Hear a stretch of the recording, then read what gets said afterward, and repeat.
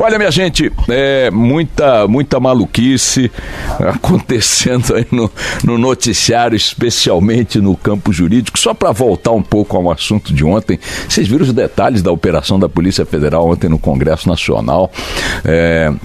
Uma batida da Polícia Federal para recolher documentos que agora comprovariam tentativas de obstrução de justiça por parte do presidente do Partido Progressista, um senador, um deputado federal do Partido Progressista. Eu estou escandalizado, me desculpem voltar ao assunto.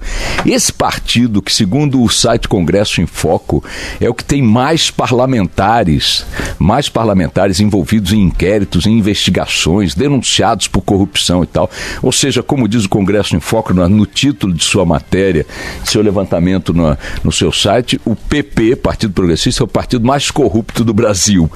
É o partido do Paulo Maluf, dispensa comentários. Aliás, ontem eu botei um postzinho rapidamente no meu Facebook. Contei para vocês aqui, eu fui na minha banca, todo dia de manhã eu passo na banca de manhã, a banca ainda não abriu para pegar os meus jornais.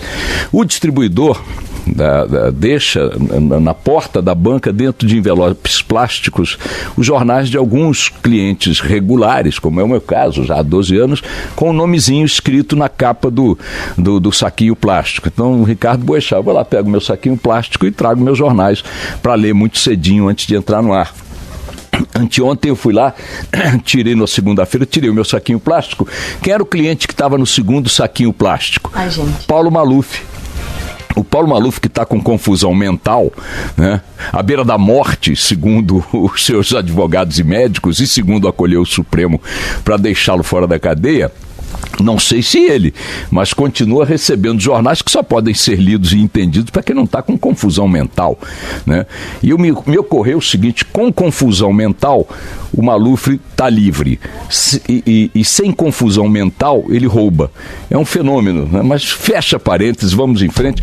E ontem, então, houve essa ação da Polícia Federal no Supremo, e eu voltei a comentar no Congresso, e eu voltei a comentar no Jornal da Band, este fato para o qual a gente tem que prestar atenção, porque ele retrata bem qual é a régua moral, ética, qual é o grau de coerência com que atuam os nossos parlamentares. Se você é um político que precisa convencer a opinião pública de seus valores, de seus propósitos, de seus projetos, você naturalmente zela por sua imagem. Mais do que isso, ou tanto quanto isso, zela para que a imagem do grupo no qual você está inserido, né, não destoe da imagem que você quer passar. Portanto, se surge uma possibilidade de você mudar de partido, e você, por questões ideológicas, programáticas, né, resolve mudar, ainda que a decisão de sair do partido onde você está seja justificada, você só vai para um novo partido que não seja uma afronta aos valores que você coloca para o seu público, para os seus eleitores. Pois este Partido Progressista, a despeito de ter seu presidente na condição de investigado por bandalheira, corrupção, ladruagem, obstrução da justiça, a despeito de ser a maior bancada suspeita de bandalheiras, de corrupção, de todo tipo de crime no Congresso Nacional, foi o partido, repito, que mais aumentou o número de parlamentares agora, nas últimas semanas, em função da tal janela migratória que concede essa transição entre legendas para os parlamentares com mandato no Congresso Nacional. Negócio impressionante, os caras procuraram deliberadamente, espontaneamente, um partido que é notória, estatisticamente, o mais corrupto do Senado. Não que os outros sejam grande coisa, muito pelo contrário, rivalizam ali nessa questão, nesse ranking, né, da criminalidade, mas o líder, o marcola da história foi o partido que mais aumentou o número de integrantes a despeito deste fato.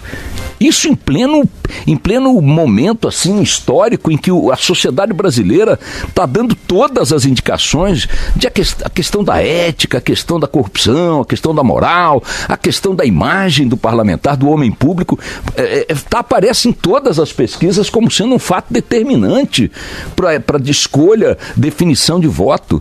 E aí quando você sabe, por leitura de outras notícias, que de cada 10 deputados atuais, 9 vão tentar a reeleição, e olha para o Congresso o que ele é, e diz, pô, essa gente que age desse jeito, que está fazendo agora nos estertores uma das piores legislaturas que nós já tivemos. Mas diante de um fato novo, que é a visibilidade para esses fatos. Ainda assim, eles continuam agindo desse jeito. Imaginem o grau de risco que nós estamos correndo, a despeito de tudo que passamos a ver, entender e discutir, o grau de risco que nós estamos correndo, se estas tentativas de reeleição forem vitoriosas. Eu nem digo que, havendo uma renovação significativa, haverá uma mudança nesses padrões, porque o Congresso brasileiro, historicamente, a cada 4 anos, tem uma taxa de renovação de 40%. Você diria, pô, se a cada 4 anos a cada eleição renova 40%, significa que em 2 eleições renovaria 80%. Em 3, 120%. Só que não muda o padrão. Então, a renovação, entre aspas, não significa mudança de padrão. Mas é importante que nesta eleição que vem agora, a gente aguce, aprofunde, né? Torne-se mais rigoroso ainda e rigorosa ainda na análise de cada nome, de cada proposta, de cada currículo, de cada biografia. As informações estão à disposição de todo mundo. É preciso tomar cuidado com as notícias falsas, com invenções, etc. Mas você tem recursos hoje à sua disposição, vários deles, para checar as informações, para se informar e checar as informações. Não deixe que o voto na próxima eleição repita o seu papel histórico aqui no Brasil, a que ele foi reduzido, de ser um cheque em branco entregue a bandidos. Você pode até escolher um péssimo deputado, um péssimo senador, até pior do que os bandidos que estão lá. Mas é preciso que você pelo menos dê a você mesmo o benefício de dizer, bom, eu pesquisei e esse cara não tinha essas indicações. Tornou-se este ladravaz ou expôs-se como tal depois de eleito. Até então ele era um cara normal, um cara que não tinha essas máculas na sua biografia e na sua prática públicas, né? Então, é importante essa eleição. Bom, voltando aqui ao assunto da ordem do dia, hoje todos os jornais estão destacando com manchetes bem retumbantes, uma decisão da segunda turma do Supremo Tribunal Federal, que todos estão interpretando como uma derrota do juiz Sérgio Moro e uma derrota da Lava Jato, portanto. A segunda turma do Supremo Tribunal Federal, onde atua o núcleo duro da justiça contra a Lava Jato, liderado por Gilmar Mendes, Dias Toffoli e escoltado por Lewandowski, esses 3 ministros, por 3-2, derrotaram os 2 outros ministros, que são o Fachin e o Marco Aurélio Mello. O Marco Aurélio é o Celso de Mello que tem ali? Celso de Mello. Eles retiraram das mãos do juiz Sérgio Moro as denúncias da Odebrecht que digam respeito ao sítio de Atibaia e ao tal Instituto Lula, remetendo a denúncias de que a empreiteira soube ou se envolveu diretamente em subornos, em corrupção, em pagamentos de despesas do sítio e tal, configurando aquela situação que os petistas não gostam de encarar realisticamente, de que o Lula pode não ter pego uma mala de dinheiro igual o Aécio, pode não ter pego uma mala de dinheiro igual o Loures Temer, pode não ter pego massa de dinheiro igual o Gedel Vieira Lima, mas perto demais, envolvido demais, consciente demais, tolerante demais, esteve com dinheiro transitando de forma indevida, em ambiente promíscuo, com empreiteiras às quais o seu governo concedia contratos monumentais, superfaturados, etc. e tal.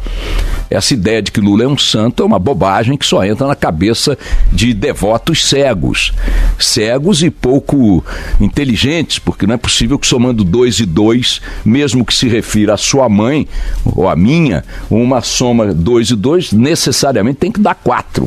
Aquela bandalheira toda que hoje está materialmente provada aconteceu não é na copa e na cozinha do Lula, não, aconteceu na cueca do Lula, na cama do Lula, no banheiro do Lula, na privada do Lula, no chuveiro do Lula.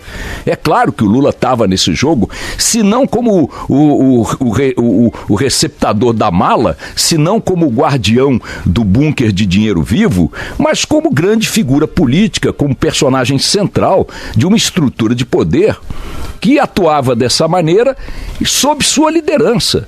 Uma pancada de mão do Lula na mesa acabava com qualquer festa à sua volta nos tempos em que ele era o senhor absoluto da política nacional.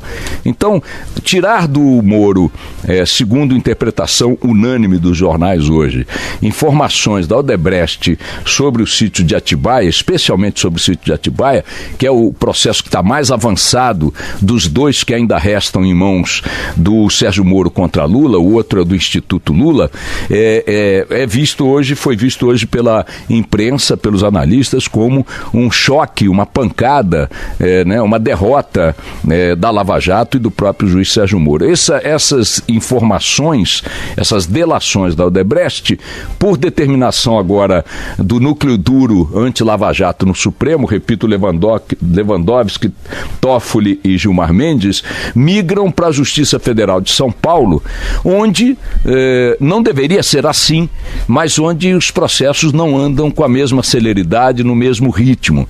Li esses dias uma notícia que esse ritmo muda na Justiça Federal de São Paulo porque não tem um único juiz cuidando dessas questões, como tem no Rio de Janeiro, o Bretas, como tem em Curitiba, o Moro. Em São Paulo são acho que 4 juízes federais que recebem as ações originárias da Lava Jato, que vem para São Paulo. Além dessa dispersão, haveria pouca gente nas suas equipes para dar andamento às coisas, e o volume de trabalho em São Paulo também nessas varas é muito grande. O fato é que em São Paulo a Lava Jato não anda no mesmo ritmo em que anda em Brasília, no Rio, em Curitiba. São Paulo é o paraíso, dos suspeitos, dos réus, enfim, dos investigados da Lava Jato, pela lentidão com que os processos avançam aqui. Neste sentido, todos estão entendendo que essa decisão de ontem do Supremo é uma derrota bastante significativa para a Lava Jato. O Ângelo Sfaer, que está aqui conosco no estúdio, estava estudando com mais cautela e profundidade essas decisões. Entra aqui no quadro aqui da televisão, Ângelo, por favor, vem aqui no meu microfone, explica aqui pra gente, mas tirar a Carla Bigato não, né, Ângelo Sfaer? Mas tudo bem, por alguns segundos, vem, senta aqui, pronto. O Ângelo Sfaer estava detalhando para mim fora do ar que, embora a leitura não seja incorreta de que houve uma derrota para o Moro e para a Lava Jato nessa decisão, no processo de Atibaia, que é o que está mais avançado, que muita gente diz que tem, de fato tem, muito mais elementos incriminatórios do que o próprio triplex do Guarujá. Processo muito mais robusto. Mais robusto, mas o Sfaer estava me mostrando aqui que há uma portinha de esperança nisso aí, né, Ângelo? Vários meandros aí que a gente vai acabar descobrindo nos próximos dias, né? Uma das possibilidades, inclusive, é o próprio juiz Sérgio Moro solicitar à Justiça de São Paulo, que vai ficar responsável pelas delações da Odebrecht, o compartilhamento de informações. Isso não impede, a saída das delações ou de parte das delações da Odebrecht, pelo menos a parte que investiga o ex-presidente Lula, saindo da capital paranaense, não significa que isso deixe de ser utilizável. Existem outras formas da Justiça Federal do Paraná conseguir estas provas. Uma delas é o compartilhamento de provas, que já é algo bastante usado na Operação Lava Jato. Existe também a expectativa de uma própria manifestação da Justiça em São Paulo, assim como do Ministério Público, que pode solicitar que essas ações passem a tramitar em São Paulo. Se existir... Não entendi, elas podem solicitar que não, podem dizer, abro mão, deixo com o Moro, não? Não, o que eles podem dizer é já que as delações estão conosco, uma nova ação penal será aberta e ela passará a tramitar no estado de São Paulo. Mas isso é ruim para a Lava Jato, esse é o aspecto negativo.